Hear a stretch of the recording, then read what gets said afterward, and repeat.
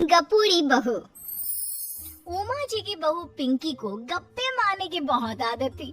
वो जब भी किसी के बारे में बातें करती तो बड़े बड़े गप्पे फेंका करती। आसपास के सब लोगों को पता था कि पिंकी बहुत बड़ी गपोड़ी बाज है। लोग उसकी बात पर विश्वास नहीं किया करते थे, लेकिन हाँ, उसकी बातें सुन सुनकर हंसते बहुत थे। अरे बहू, पड़ोस वाली शर्मा जी है ना, उनकी बेटी का जन्मदिन है, तुम भी चली जाना। ठीक है मम्मी जी, ये तो बता दो गिफ्ट में लेकर क्या जाना है? अरे लेकर क्या जाना है, 250 का लिफाफा दे देना, बस काफी है। अरे मम्मी जी, अच्छा लगेगा क्या? पड़ोसी है हमारे, हमें कुछ बड़ा लेकर जाना चाहिए। अरे बहू, इतना काफी है। जानती हैं आप, मेरे मायके में जब पड़ोस में किसी की बर्थडे होती थी ना, तो मम्मी कुछ ना कुछ गोल्ड का ही देकर भेजती थी। पड़ोसी के बर्थडे में सोना? कैसी बातें करती हो। और नहीं तो क्या, आपकी तरह थोड़ी ना लिफाफा पकड़ा दिया। पिंकी शर्मा जी की बेटी के जन्मदिन में चली जाती है। अरे आज तो बड़ी सुंदर लग रही हो साड़ी में। जी मैं तो लहंगा पहनकर आने वाली थी, मम्मी जी नहीं मानी। अरे बेटा, बर्थडे पार्टी में तो साड़ी चल जाती है, मेरा मतलब कोई शादी थोड़ी ना है। कैसे बात कर रही हैं आप आंटी जी? मेरे मायके में तो छोटे छोटे फंक्शन भी हम लोग लहंगा बनवाते थे बुटीक से, डिजाइन करवाकर। चाहे पड़ोस में किसी का जन्मदिन हो, मेरी मम्मी हमेशा बुटीक से नया लहंगा डिजाइन करवाती थी। मैंने तो ऐसा कहीं नहीं देखा, ये तो तुमने आज बड़े कमाल की बात बताई। अरे जाने दीजिए, कोई बात नहीं। और बताइए, आपकी बेटी नजर नहीं आ रही? अरे भाभी, मैं यहाँ हूँ। ये देखिए मेरा ड्रेस कैसा लग रहा है? ठीक ही है, मतलब बर्थडे के हिसाब से थोड़ा हल्का है ना। अरे भाभी, इतना सुंदर गाउन पहना है मैंने। मैं ना शादी से पहले अपने बर्थडे पर हमेशा जरी वाला लहंगा पहना करती थी। यही मैं तुम्हारी मम्मी को भी बता रही थी। इसके बाद केक काटने का प्रोग्राम शुरू होता है। सब लोग इकट्ठे हो जाते हैं। शर्मा जी की बेटी का केक देखकर पिंकी से रहा नहीं जाता।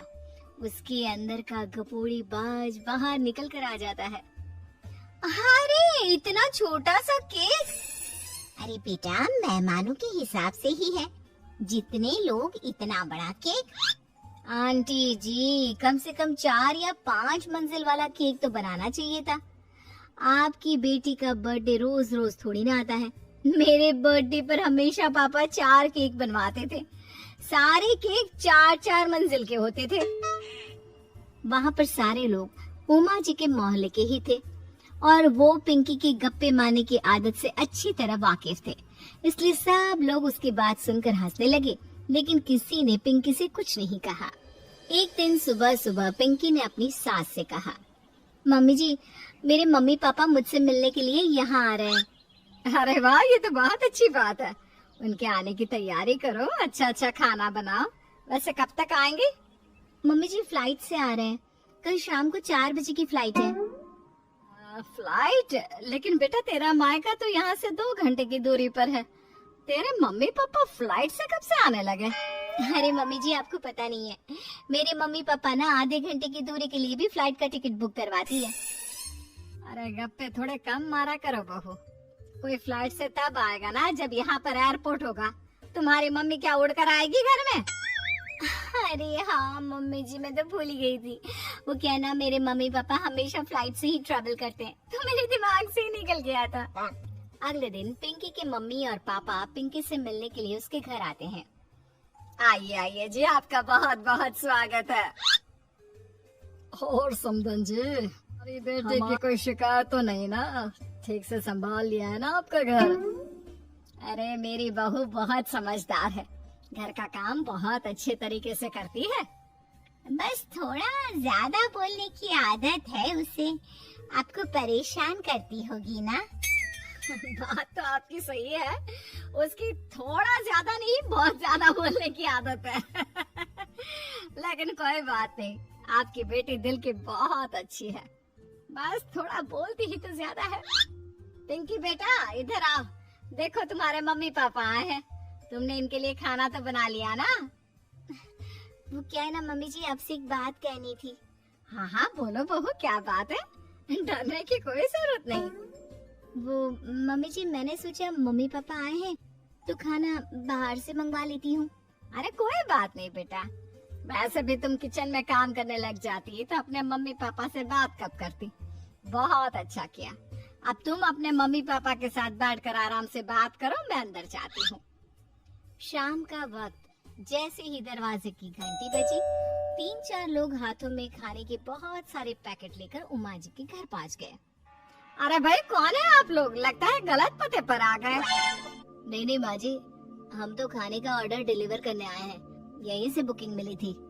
अरे नहीं नहीं, आपको कोई गलत फहमी हुई है, हमारे यहाँ तो 2 ही मेहमान आए हैं। आपके हाथ के पैकेट देखकर लगता है इसमें 50 लोगों का खाना है। माँ जी आपने सही समझा, खाना तो इसमें 50 लोगों का ही है, क्योंकि हमें ऑर्डर यहीं से 50 लोगों का मिला है। अरे लेकिन इतना सारा खाना, कहीं मेरी बहू ने अपनी गप मारने की आदत के चलते ऐसा तो नहीं कर दिया। ये खाना आप रख लीजिए और हमें हमारे पैसे दे दीजिए। अच्छा वैसे कितने का बिल बना है? ज्यादा नहीं, बस 10,000 दे दीजिए। उन लोगों की बात सुनकर उमा जी पिंकी को आवाज देकर वहाँ बुलाती है। जैसे ही पिंकी वहाँ आती है, खुश होते हुए उन लोगों को वहाँ पर खाना रखने के लिए कहती है। अरे इतना सारा खाना क्यों मंगवाया बहू? अरे मम्मी जी, मैंने आपको बताया तो था, मम्मी पापा आए हैं तो मैं खाना बाहर से मंगवा रही हूँ। ये बात सही है बेटा, लेकिन 2 लोगों के लिए 50 लोग। अरे मम्मी जी, कुछ कम पड़ जाए तो अच्छा थोड़ी ना लगता है, और मेरे मायके में तो ऐसा ही होता है, एक्स्ट्रा खाना मंगवाते हैं हम लोग। तभी पिंकी के मम्मी और पापा वहाँ पर आते हैं। अरे बेटा, एक्स्ट्रा खाना मंगवाने का मतलब ये थोड़ी ना होता है कि 2 लोगों के खाने के लिए 50 लोगों का खाना मंगवा लो।